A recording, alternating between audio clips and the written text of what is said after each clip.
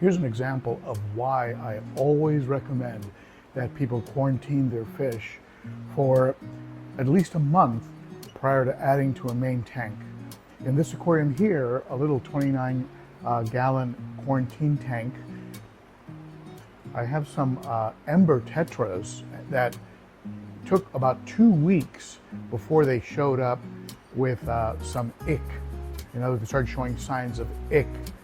And if I had gone ahead and added those because they looked good after, let's say, a few days, or they looked good in the store, and I just brought them home and just threw them into my 55 gallon planted, I probably would have an ick explosion in that aquarium that would have cost a lot to treat and probably would have resulted in some fish dying off.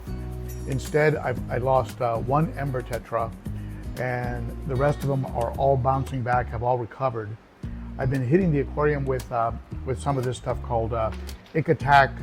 It's not the only stuff out there. There's a lot of good remedies, including just increasing the temperature of the tank and using things like salt, or so you can go a lot of different routes, right? You can gradually take the tank up to about the low to mid 80s, and slowly the ick will die off. It'll not be able to duplicate and replicate. But what happens is the ick grows on the fish, then falls off, and there's a cycle that goes on. But that cycle can't happen if the temperature is too high.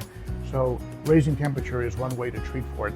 I'm using just Ick Attack. I'm not raising the temperature because I have some 24 karat white cloud minnows in here, and those are cold, usually considered cold water fish.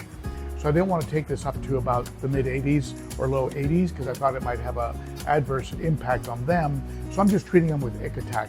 But there's Ick-X and just a whole variety of great medications out there you can use here in the United States. I know in Europe it's difficult to get a hold of some of these medications. But at any rate, I'm keeping a close eye on them. They look good now. They look cleaned up. There's a couple small teeny spots, and it was only the ember tetras, not the rummy nose, which you would think the rummy nose would get it right away because they tend to be a little bit fragile. They've stayed strong, and so have the rasboras and the other fish. So I'll keep an eye on it, and I'll treat for about a week beyond seeing any sign of it. I'll do a water change at that point, add some carbon, and then I'll start the quarantine clock again for 30 days before adding them to the 55 gallon. So there you go.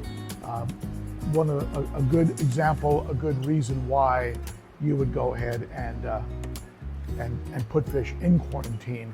Now, some people like to medicate immediately when they get fish. I don't do that. I let them sit in quarantine for about 30 days, and if something shows up, I go ahead and medicate. But if they're looking good and strong and healthy and showing good color, eating and active, after 30 days, I go ahead and add them to a tank. I've never had a problem with that. But some of you like to medicate during quarantine, whether you see signs of illness or not.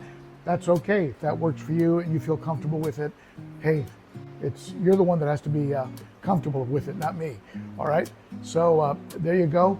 Comments, tips, ideas, share them below. We all learn from each other on this channel. And that's it for me. Just a real short little update on some fish in quarantine.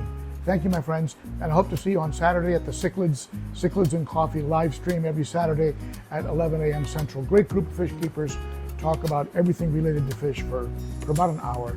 And if you like the channel, be sure to give the video a thumbs up, subscribe, hit that bell, and I'll see you next time. Bye-bye.